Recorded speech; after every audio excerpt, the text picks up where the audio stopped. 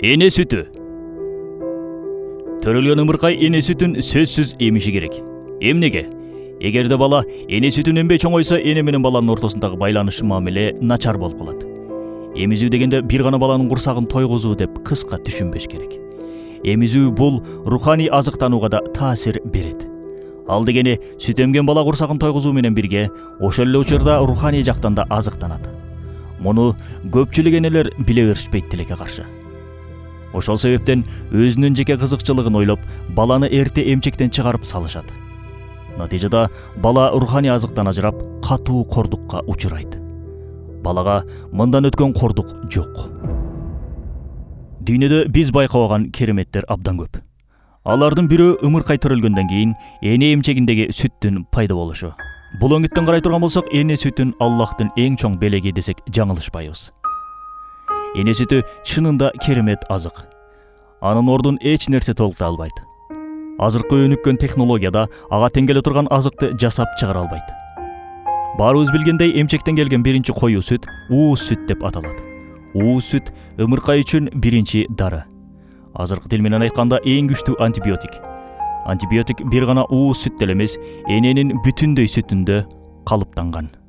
Сүт натыйжада оорулардан алдын ала коргоочу антибиотик болуп саналат. Изилдөөлөр боюнча сүт эмген балдарда сүт эмбеген балдарга караганда 4-6% өлүм житим көп экендиги аныкталган. Дүйнөлүк ден соолукту көзөмөлдөө уюмунун айтуусуна караганда, жылына эне сүтү менен багылган 1,5 миллион наристе дары-дармекке муктаж болбой туруп, ден соолуктарын чыңдап алышат. Эне сүтү алгач назик болуп төрөлгөн баланын сөөктөрүн азыктандырат, күчтөндүрөт. Сөөк эле эмес, сөөк ичинен өткөн нервтерди да калыптандырат. Эне сүтү витамин азыктарга, кислоталарга абдан бай. Мисалы, фолий деп аталган кислота нейрондук каналдардын оорусун алдын алат. Башкача айтканда, омуртка ичинен өткөн нерв клеткаларды сыркоодон сактайт. Ошондой эле баланын ашказанын жеңил сиңире ала турган мол протеиндер бар. Протеиндер булар сүттүн курамындагы балага зарыл болгон эң баалуу азыктар. Ал баланы ашыкча семирип кетүүдөн же ашыкча май басып кетүүдөн коргойт. Андан сырткары баланын ден соолугуна жана акыл эсинин өөрчүүсүнө зарыл болгон омега-3 кислотасы бар. Омега-3 кислотасы бир гана түндүк деңизде жашаган сомон балыктарында кездешет.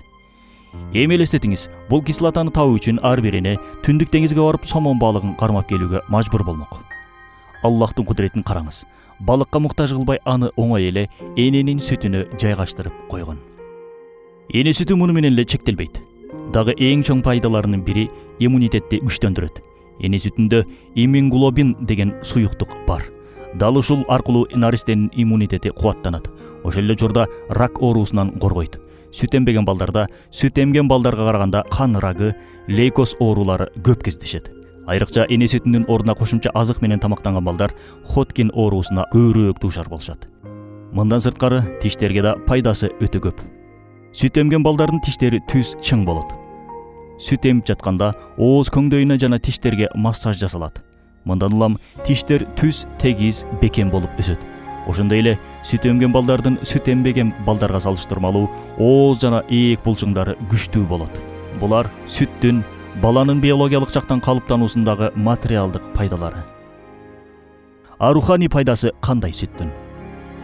Сүт эмүү учурунда эне менен бала жакын мамиле курат, бири-биринен маалымат алат, бири-бири менен сүйлөшөт. Эне ичиндеги асыл сыпаттарын балага берет. Ошентип, эне менен баланын ортосунда ишеним көпүрөсү курулат. Бул көпүрө аркылуу андан ары эне менен баланын ортосундагы байланыш өнүгөт.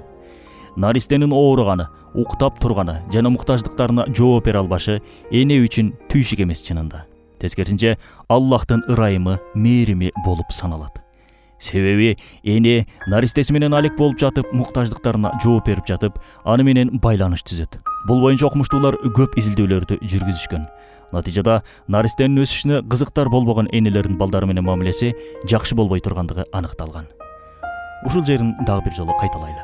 Изилдөөлөрдүн жыйынтыгында наристенин өсүшүнө кызыктар болбогон энелердин балдары менен болгон мамилеси жакшы эмес, начар болгондугу далилденген.